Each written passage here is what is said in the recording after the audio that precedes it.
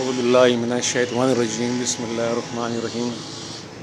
آج کے ہمارے لیکچر کا موضوع ہے گجری یا گوجری ادب۔ یہ دور 1407 عیسوی سے 1572 عیسوی تک کا کہلاتا ہے۔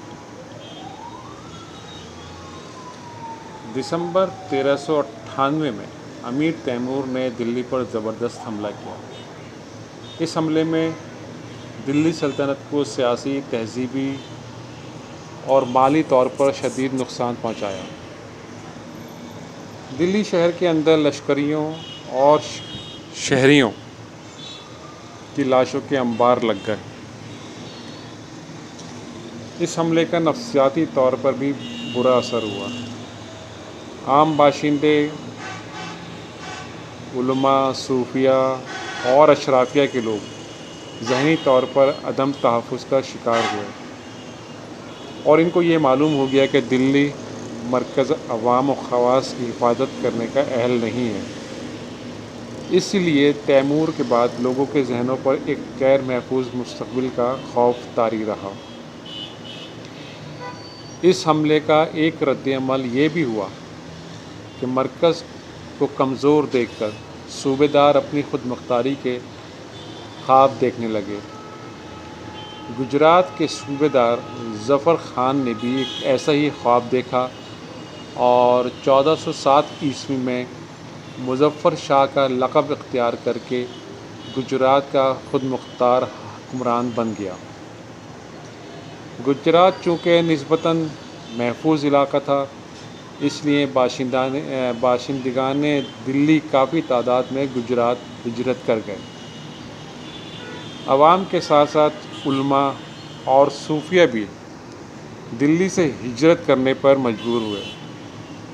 چنانچہ برہان الدین قطب عالم، شیخ انور کٹھو اور مولانا خواجگی جیسی اہم شخصیات گجرات میں آ کر آباد ہوئیں۔ اس ہجرت سے گجرات کی عوامی زبان یعنی گجری یا گوجری کی لسانی ساخت میں تبدیلیاں ہوئیں۔ شمالی ہند کے مہاجرین کی آمد سے گجرات کی تہذیبی اور لسانی روایت پر اثرات مرتب ہوئے۔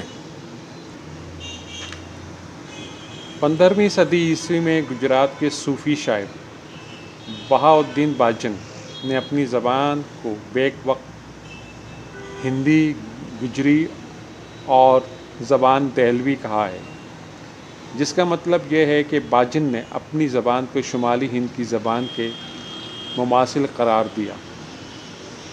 بقول محمود شیرانی، باجن کے نزدیک ہندی اور زبان دہلوی ایک ہی چیز ہیں۔ زبان کی اس روایت سے وابستہ علاقوں میں جب مسلمان شاعر اور ادیب کچھ کلام لکھتے تو اسے ہندی یا ہندوی کہتے تھے۔ قدیم اردو کے لیے یہ نام کثرت سے مستعمل رہا ہے۔ گجرات کے علاقے سے وابستہ مسلمان ادیبوں نے بھی ہندی اور ہندوی کا نام لیا، مگر شمال اور دکن کے مقابلے میں اپنے علاقے کے لسانی تشخص کے لیے انہوں نے گجری اور گوجری کی اصطلاح کو استعمال کرنا شروع کیا تھا۔ چنانچہ تاریخ ادب میں گجرات کا قدیم اردو ادب گجری یا گوجری کے نام سے مشہور ہوا۔ یہ بھی معلوم ہوتا ہے کہ گجرات کے صوفیہ اور ادیبوں کے شعور میں یہ بات پختہ حد تک موجود تھی کہ وہ زبان کے معاملے میں گجراتی زبان کے ادیبوں سے جداگانہ لسانی شناخت رکھتے ہیں۔ وہ بخوبی سمجھتے تھے کہ جس زبان میں وہ ادب تخلیق کر رہے ہیں وہ شمالی ہند سے لے کر گجرات اور دکن تک پھیلی ہوئی ہے۔ اس اعتبار سے وہ ایک وسیع تر لسانی روایت کے شاعر تھے۔ اسی روایت کی تخصیص کے لیے گجری یا گوجری کی یہ اصطلاح اس خطے کے ادیبوں کی قدیم اردو کو گجراتی سے ممتاز کرتی ہے۔ ہر زبان کا ایک تہذیبی باطن ہوتا ہے، اور یہ تہذیبی باطن زبان کی شناخت بن جاتا ہے۔ اردو کے تہذیبی باطن میں ایک طرف بر صغیر کا مقامی وجود اور دوسری طرف عرب و عجم اور وسط ایشیائی وجود کا تشخص موجود ہے۔ وہ زبان جسے ہم اردو کہتے ہیں، اس کا تہذیبی باطن انہی عناصر سے مرتب ہوتا ہے۔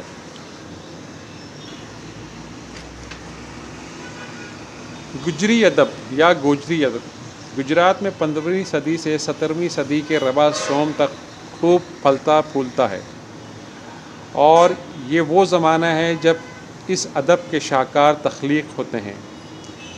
ان ادوار میں گجرات بہت اہم تجارتی مرکز رہا، اور اس کے ساتھ ساتھ یہاں صوفیہ کی سرگرمیوں کا سلسلہ بھی جاری رہا۔ تصوف اس عہد کا تخلیقی استعارہ تھا۔ گجری ادب اسی استعارے سے پیدا ہوا۔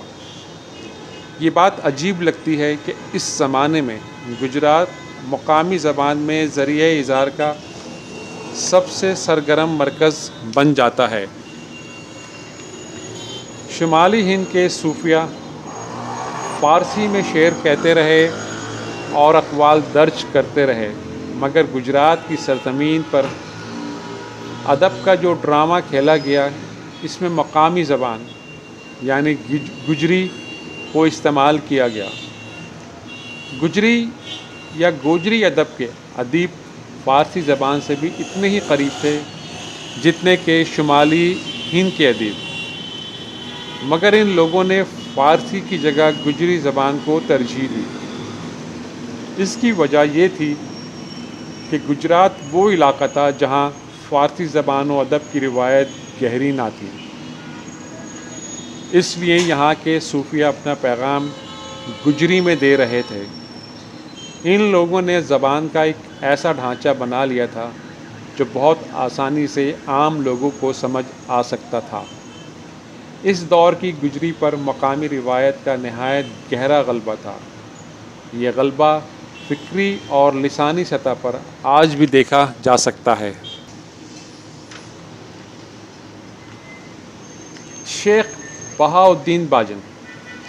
یہ کہا جاتا ہے کہ شیخ باجن خوب محمد چشتی، علی محمد جیوگام دھنی اور قاضی محمود دریائے گجری ادب کے وہ 4 ستون ہیں جنہوں نے گجری کو بولی کی سطح سے اٹھا کر ادبی شکل دی اور اس میں شعر کہہ کر اس زبان کی صلاحیت اور توانائی کو اجاگر کیا۔ شیخ باجن گجری ادب کی اس عمارت کے پہلے ستون ہیں۔ شیخ باجن کی زبان کو دیکھیے تو اس پر برج اور ہندی کی روایت کا گہرا اثر ہے۔ زبان کی قدیم شکلیں اس کی شاعری کے وجود کو مقامی روایت سے ہم آہنگ کرتی ہیں۔ اظہار ذات میں اس نے مقامی اصناف اور بحروں کو استعمال کیا ہے۔ اس طرح ان اصناف سے وابستہ روایت کا عکس بھی اس کے ہاں موجود ہے۔ اصناف اختیار کرنے کا مطلب کسی زبان کے طرز احساس اور اس کے تخلیقی سانچوں کو اختیار کرنا ہے۔ باجن کے لکھے ہوئے دوہرے ہندی طرز احساس کی عام صداقتوں اور تجربات کے مظہر ہیں۔ ان کے پیچھے ہندوستانی روایت کا صدیوں پرانا تجربہ اور دانش موجود ہے۔ باجن کی شاعری کو گرچہ کوئی چیز ہندی روایت سے منفرد کرتی ہے تو وہ اس کی زبان نہیں بلکہ اس کا فکر اور طرز احساس ہے۔ مسلمان صوفیہ کے تجربے، دانش اور روایت سے باجن کا کلام ممتاز ہوتا ہے اور یہی اس کی پہچان ہے۔ عمومی طور پر گرچہ باجن کے کلام کا رنگ قدیم ہندوستانی روایت سے منسلک ہے اور اس میں صوفیانہ عشق کے اظہار کے لیے ہندی طرز کے مطابق صیغہ تانیث استعمال کیا گیا ہے جو ہندی روایت سے متعلق ہے، مگر باجن کے کلام میں ایسے اشعار بھی مل جاتے ہیں جن میں خالص صوفیانہ رنگ و آہنگ موجود ہے۔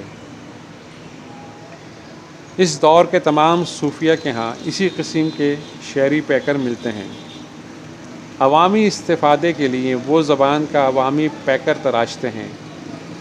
اس پیکر سے ابلاغ بخوبی طور پر ہو سکتا تھا، اس لیے اس لسانی پیکر میں ان کی ہدایت، نصیحت، رموز اور اشارات نظم کیے جاتے تھے، اور جو چیز اس زبان کو ممتاز کرتی تھی وہ اسلام کی حقانیت کے تصورات ہیں۔ شیخ باجن کے کلام میں نظمیں، گیت، دوہے، قطعے اور ذکریاں ملتی ہیں۔ ذکری کی بگڑی ہوئی شکل ہے، اس کا ماخذ ذکر ہے۔ شمالی ہند کے صوفیہ کی مجالس میں نظم کی اس قسم نے 14ویں 15ویں صدی میں بہت مقبولیت حاصل کی تھی۔ اس کا اطلاق ایسی نظموں پر ہوتا تھا جن میں اور مضامین کے علاوہ سلسلے کا شجرہ اور مشائخی مدح ہوتی تھی۔ لسانی اعتبار سے باجن کی تصنیف خزائن رحمۃ اللہ بہت قدر و قیمت کی حامل کتاب ہے۔ اس کی اہم ترین قدر یہ ہے کہ یہ اردو کے قدیم ترین روپ کا مستند نمونہ ہے۔ اس کے ساتھ ساتھ باجن کے کلام کی ایک اور اہم قدر یہ ہے کہ اس سے اردو میں غنائیہ شاعری کی روایت پروان چڑھتی ہے۔ اس دور کے دوسرے شاعر ہیں قاضی محمود دریائی۔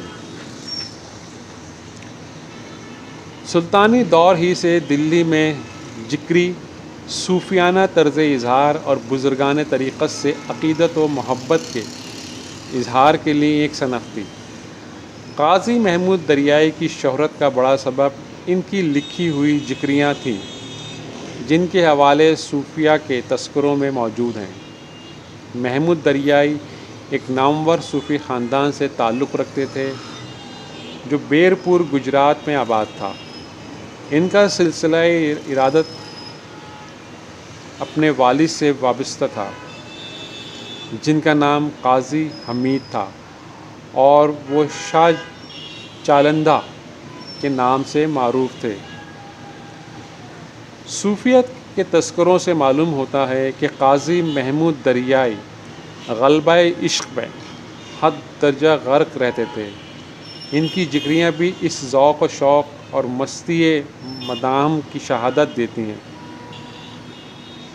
یہ ذکریاں اس دور کے قوالوں میں بے حد مقبول اور مؤثر بتائی گئی ہیں، اور ان کی تاثیر سے محفلوں میں جذب و مستی کی کیفیات طاری ہو جاتی تھیں۔ جس دور میں ذکریاں لکھی گئیں وہ ہندوی روایت کے غلبے کا دور ہے۔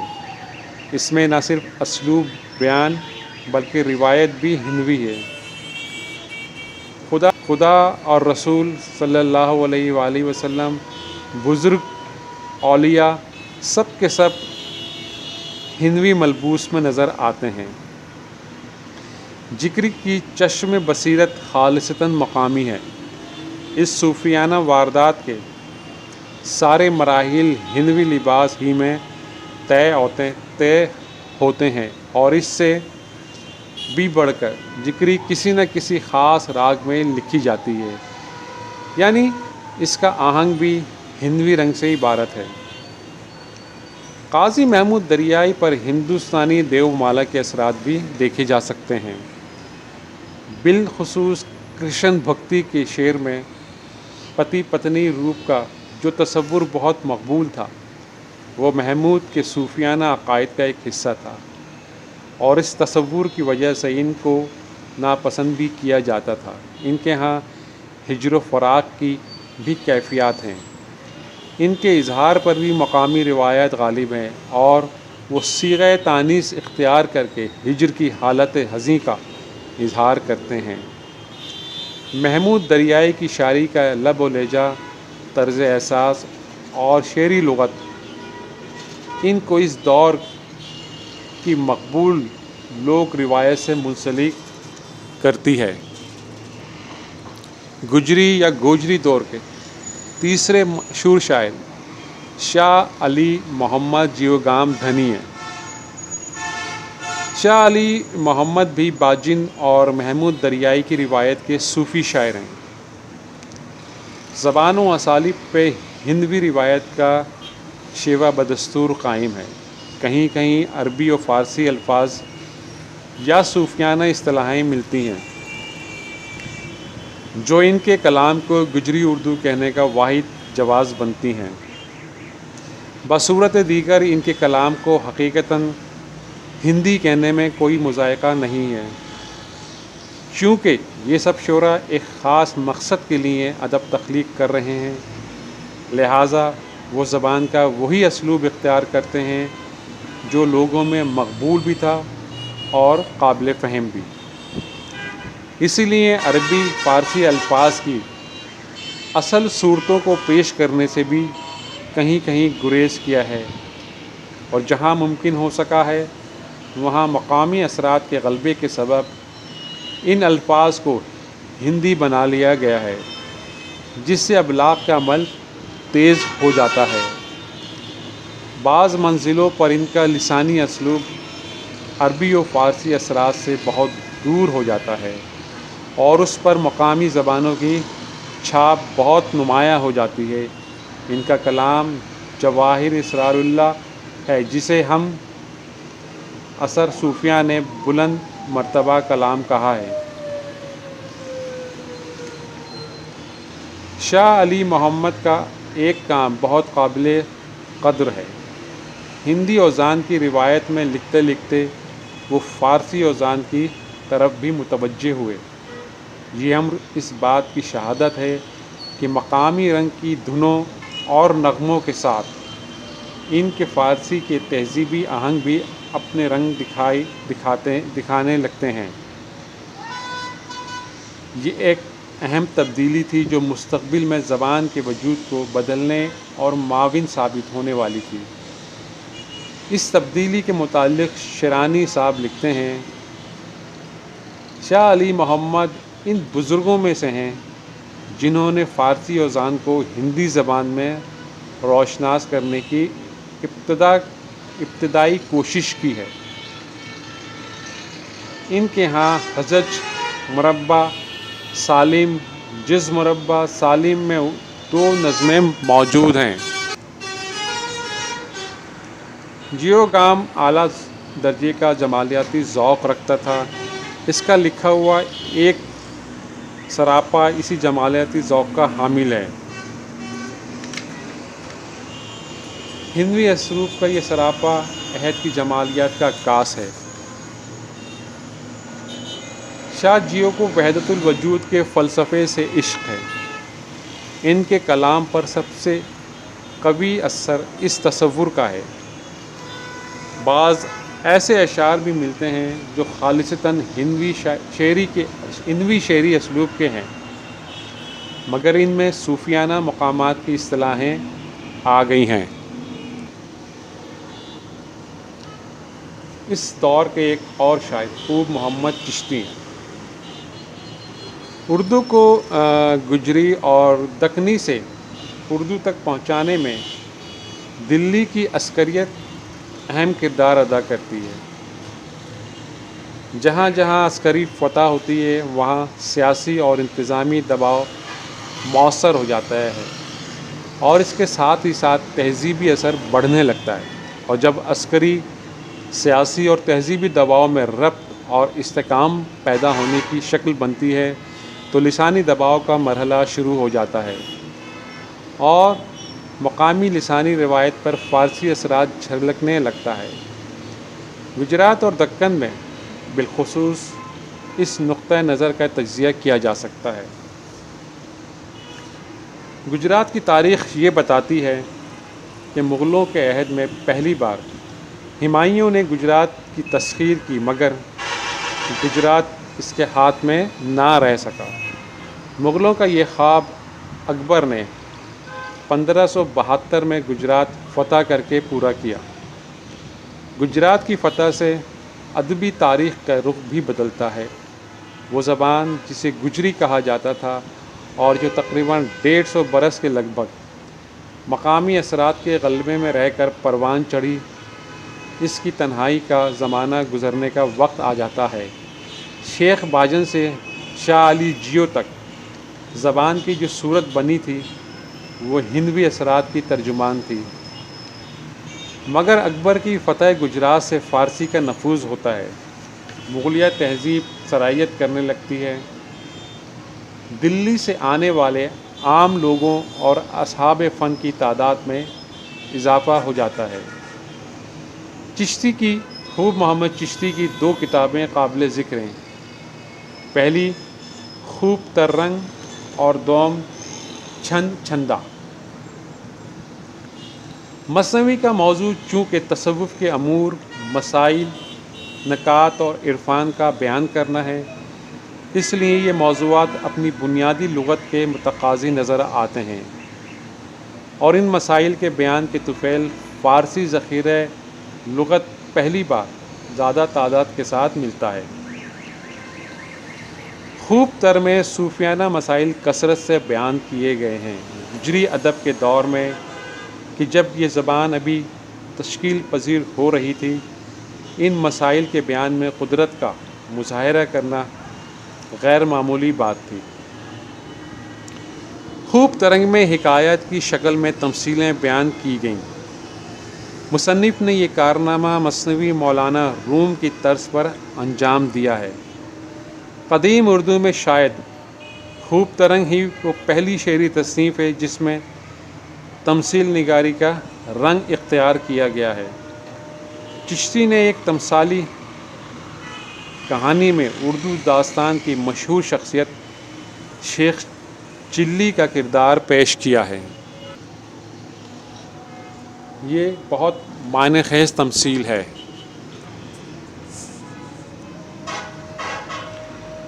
خوب ترنگ گجری ادب کی روایت میں تخلیق ہونے والے صوفیانہ ادب کی فکر انگیز کتاب ہے۔ چشتی اس صوفیانہ فکر کا نمائندہ ہے جو انسانی قلب کی صفائی کو صوفیانہ تجربے کی بنیاد سمجھتا ہے۔ خوب محمد چشتی اس دور کا سب سے اہم تخلیقی ذہن ہے، جس نے ایک طرف مثنوی مولانا روم کی طرز پر حکایات لکھ کر زندگی کے حقائق اور فلسفے کو پیش کیا، اور دوسری جانب چھند چھندا سے اردو کے تخلیقی وجود کو فارسی بحروں سے روشناس کرایا اور اس کی منفرد پہچان کے وسیع مواقع فراہم کر دیے۔ چھند چھندا فارسی اوزان کے تعارف کے لیے ہندوی میں لکھی گئی ہے۔ اردو ادب کی تاریخ میں اس کتاب کو ایک ہنگامہ خیز انقلاب سے تعبیر کیا گیا ہے۔ محمود شیرانی کی رائے میں یہ انقلاب 11ویں صدی ہجری کے آغاز میں شروع ہوتا ہے، اور اس کا پہلا نتیجہ محمد قلی قطب شاہ کی کلیات ہے، جس میں اردو زبان اوزان و بہر، جذبات، تخیل اور تشبیہ اور محاورے میں فارسی زبان کی تابع بنا دی گئی ہے۔ واقعتاً چھند چھندا کی تصنیف نے قدیم اردو کا ادبی منظرنامہ بدلنے میں نہایت اہم کردار ادا کیا ہے۔ یہ کتاب ایک نئے عہد کے طلوع ہونے کا اعلان کرتی ہے۔ جب فارسی اوزان اختیار کرنے کی روایت پڑھی تو اوزان اپنے ساتھ فارسی کی شعری لغت، نغمگی اور طرز احساس کی لہر بھی لیتے آئے۔ مستقبل میں ان فارسی اوزان کی وجہ سے مقامی روایت سے بننے والے الفاظ رفتہ رفتہ زبان کے نئے مزاج سے ہم آہنگی نہ پا کر گریز پا ہونے لگے۔ جب کسی ادب کی اصناف کسی دوسرے ادب میں منتقل ہوتی ہیں تو وہ اپنے ساتھ اپنا ذہنی مزاج، طرز احساس، اساطیر اور روایات کا ذخیرہ بھی لے آتی ہیں۔ اس کے ساتھ ساتھ اصناف کی اپنی ساکھ اور ان کی نغمگی کا جمالیاتی احساس بھی منتقل ہوتا ہے۔ گجرات کے سارے شعراء گجری کے ساتھ ساتھ بڑی عمدگی سے فارسی بھی لکھتے ہیں۔ فارسی میں وہ غزل، قصیدہ، مثنوی اور دیگر اصناف اختیار کرتے ہیں، مگر گجری کی طرف آتے ہیں تو اپنے آپ کو بے بس پاتے ہیں۔ ہندوی کا ذخیرہ لغت غزل کی روایت قبول کرنے سے انکار کرتا ہے۔ خود غزل بھی اس شعری لغت کے سامنے خود کو عاجز محسوس کرتی ہے۔ اس دور میں اوزان کی تبدیلی کے باوجود تخلیقی تجربہ مشکلات کا سامنا کرتا ہے، اس لیے اس زمانے کے شعراء مجبوراً ہندوی روایت اختیار کرتے ہیں۔ نہ صرف شعری لغت بلکہ جمالیاتی طرز احساس بھی ان کو مستعار لینا پڑتا ہے۔ باجن اور دریائی کے گجری ادب کو ہندوی روایت سے جو چیز الگ کرتی ہے وہ کچھ تو صوفیانہ افکار ہیں اور یا پھر عربی فارسی کے الفاظ کی بدلی ہوئی مقامی رنگ کی شکلیں ہیں۔ اس کے علاوہ زبان میں تحریک بہت سست ہے، چونکہ سب کچھ ہندوی اصناف کے سانچوں اور ہندوی دھنوں میں کیا جا رہا ہے، اس لیے ہندوی کی دیو مالائی روایات اور طرز احساس کے سامنے صوفیانہ خیالات دبے دبے ہیں، اس لیے زبان کا عمل بھی سست ہے۔ ہندوی روایت کے اثرات سے باہر نکلنا بہت دشوار معلوم ہوتا ہے، اور یہ سب کچھ اس لیے بھی تھا کہ گجری عہد کی ابتدائی روایت کے ادیب ایک قسم کا افادی ادب پیدا کرنا چاہتے تھے۔ انہیں زبان کے صرف اس پہلو سے دلچسپی تھی کہ اس کا ابلاغ وسیع تر ہو، ان کی بات عام لوگوں تک پہنچ جائے اور وہ متاثر ہوں۔ ہمارے خیال میں اس کام کی حد تک وہ یقیناً کامیاب رہے ہوں گے۔ گجری ادب کا سلسلہ سلطان مظفر شاہ کی قائم کردہ سلطنت گجرات 1407 کے بعد شروع ہوا، گرچہ عہد علائی میں جو 1397 کے بعد بہت سے صوفیہ یہاں پہنچ چکے تھے اور اپنے تبلیغی کام میں مصروف تھے۔ سلطنت گجرات کے دور میں اتفاق سے شیخ باجن اور محمود دریائی نہ صرف جلیل القدر صوفی تھے بلکہ شعر و ادب کے ذوق سے بھی سرشار تھے، اور اس سرشاری کو ان کے ذوق موسیقی نے درجہ کمال تک پہنچا دیا تھا۔ یہ دونوں شاعر تخلیق کے باطنی مرکز کے رمز شناس تھے، اس لیے ان کے شعری تجربے میں ایک ایسی توانائی ہے کہ انسان اس سے فوراً متاثر ہو جاتا ہے۔ اس کے ساتھ ساتھ دھنی اور خوب محمد چشتی جیسے نہایت ذہین شاعر اور صوفی بھی اس خطے میں موجود تھے۔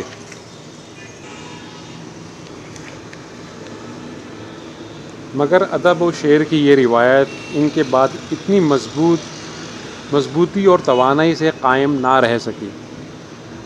دراصل 1572 میں اکبر کی فوجوں نے گجرات پر قبضہ کر لیا اور گجرات کی خود مختاری ہمیشہ کے لیے ختم ہو گئی۔ سلطنت گجرات کے زوال سے گجری ادب کی یہ روایت کمزور ہوتی گئی، کیونکہ بہت سے اعلیٰ درجے کے باصلاحیت لوگ دکن کی طرف ہجرت کر گئے تھے، جہاں ان لوگوں کے لیے اعلیٰ مواقع حاصل تھے۔ سلطنت گجرات کے دور میں شعر و ادب کی اس طرح سے سرپرستی بھی نہ کی گئی جو سرپرستی دکن میں حاصل تھی۔ اگر ایسا ہوتا تو شاید یہاں اچھا ادب پیدا ہونے کے روشن امکانات تھے۔ کسی ادبی روایت کے استحکام اور تسلسل کے لیے نہ صرف امن و امان اور ماحول بلکہ تاریخ کا ایک مناسب وقفہ بھی چاہیے، جس میں روایت زمین سے گہرے طور پر تعلق استوار کر کے مضبوط ہو سکے۔ گجرات میں ایسا مناسب وقفہ بھی میسر نہ آ سکا اور روایت کی جڑیں گہرائی تک نہ اتر سکیں، اور در حقیقت اس عمل کے مکمل ہونے سے پہلے ہی یہ جڑیں مرجھا گئیں۔ ایسا کہنا بھی درست ہے اور نہیں بھی کہ گجری ادب کی روایت اپنے ساتھ گجرات ہی میں ختم ہو گئیں یا نہیں۔ دراصل بلکہ اصل حقیقت یہ ہے کہ گجری ادب کی روایت نقل مکانی کر گئی۔ مناسب حالات، ماحول اور فضا کے کشیدہ ہونے کے سبب یہ روایت سفر کر کے دکن میں پہنچ گئی۔